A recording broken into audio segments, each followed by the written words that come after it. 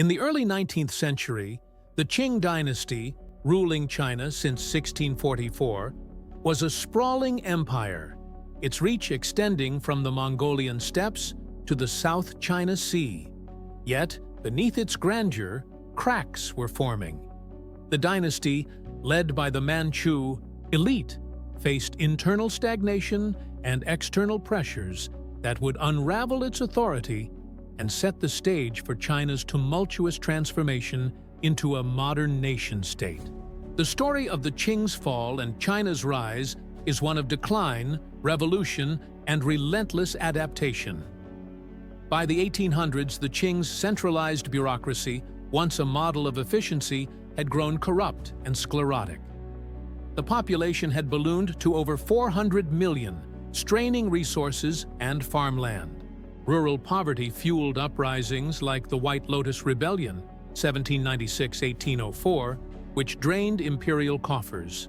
The Qing's rigid Confucian system stifled innovation, leaving China technologically and militarily outpaced by the West. The First Opium War, 1839–1842, exposed this weakness. Britain, seeking to balance trade deficits, flooded China with opium, addicting millions. When Qing official Lin Zexu seized and destroyed British opium stocks in Canton, Britain retaliated with gunboats and modern weaponry. The Treaty of Nanking, signed after China's defeat, ceded Hong Kong, opened 5 ports to foreign trade, and imposed crippling indemnities. The Qing's invincibility was shattered. The Second Opium War, 1856–1860, deepened the humiliation.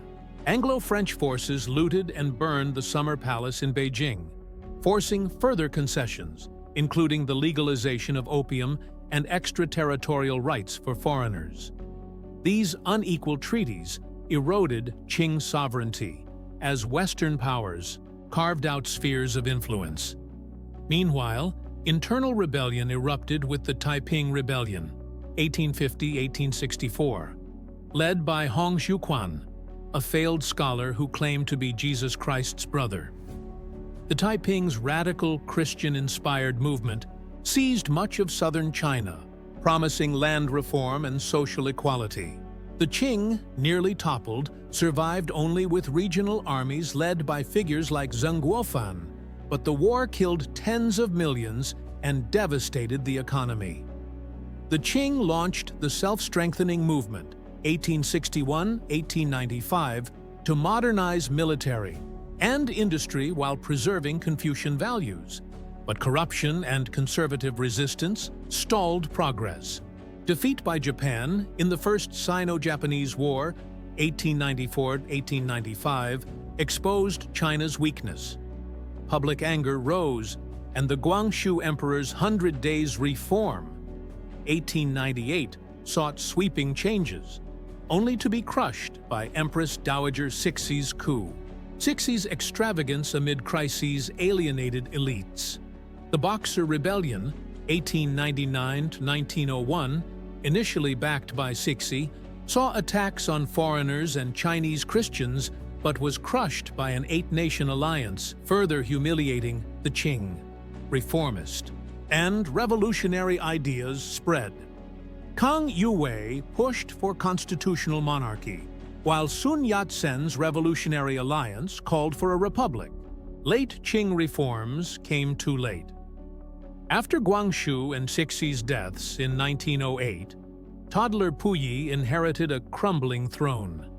The 1911 Wuchang Uprising sparked the Xinhai Revolution. Yuan Shikai seized the moment, and Puyi abdicated on February 12, 1912, ending the Qing Dynasty. The Republic of China, proclaimed in 1912 with Sun Yat-sen as provisional president, promised democracy and modernization. But Sun soon ceded power to Yuan Shikai, whose authoritarian ambitions fractured the republic. Yuan's attempt to declare himself emperor in 1915 provoked rebellion, and his death in 1916 left China fragmented. Warlords carved out fiefdoms, plunging the country into chaos. The May 4th movement of 1919, sparked by student protests against the Treaty of Versailles' transfer of German concessions to Japan, galvanized intellectuals. It birthed calls for science, democracy, and cultural renewal, laying ideological roots for China's future. Two forces emerged to unify China: Nationalist Party, Kuomintang, or KMT, led by Sun Yat-sen and later Chiang Kai-shek, and the Chinese Communist Party, CCP, founded in 1921. The KMT and CCP briefly allied in the First United Front, launching the Northern Expedition, 1926-1928, to defeat warlords and unify China. But ideological divides led to a split. In 1927, Chiang purged communists in the Shanghai Massacre, igniting a civil war. The CCP, led by Mao Zedong, retreated to rural strongholds, developing guerrilla tactics and peasant support. The Japanese invasion in 1931, beginning with the occupation of Manchuria, exposed China's weakness. The 1937 Marco Polo Bridge incident escalated into full-scale war. Japan's brutal advance, including the Nanjing Massacre, killed millions. The KMT and CCP formed a second united front, but their cooperation was uneasy. Chiang's focus on communists over Japanese frustrated allies, while Mao's forces gained legitimacy through resistance. World War II's global scope, particularly after Pearl Harbor, brought American aid to China, but internal divisions persisted. Japan's defeat in 1945 left a power vacuum. Civil war resumed, with the CCP's disciplined, peasant-backed forces outmaneuvering the KMT's corrupt, urban-focused regime. By 1949, Mao's troops swept south, forcing Chiang to flee to Taiwan. On October 1, 1949, Mao declared the People's Republic of China, PRC, in Beijing, marking the communist victory. The PRC's early years were transformative. Land reforms redistributed property to peasants, while campaigns like the Great Leap Forward, 1958-1962, aimed to industrialize rapidly, but led to famine and millions of deaths. The Cultural Revolution, 1966-1976, sought to purge capitalist and traditional elements, but unleashed chaos, paralyzing the economy and education.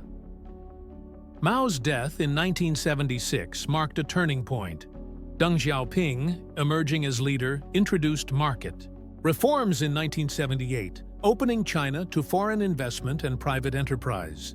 Special economic zones like Shenzhen became engines of growth, transforming China into a manufacturing powerhouse. By the 1990s, China's economy was booming, lifting millions from poverty. The 2001 entry into the World Trade Organization cemented its global integration.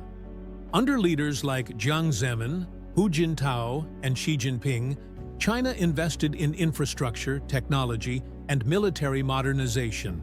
The 2008 Beijing Olympics showcased its resurgence, while the Belt and Road Initiative expanded its global influence.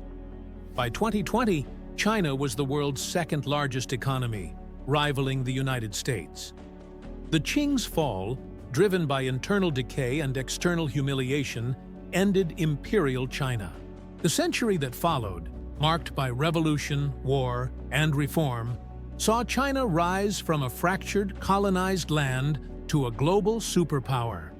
Its journey, born from the ashes of dynasty, reshaped the world. If you found this video informative, please give it a thumbs up, share it with friends, and don't forget to subscribe for more content like this.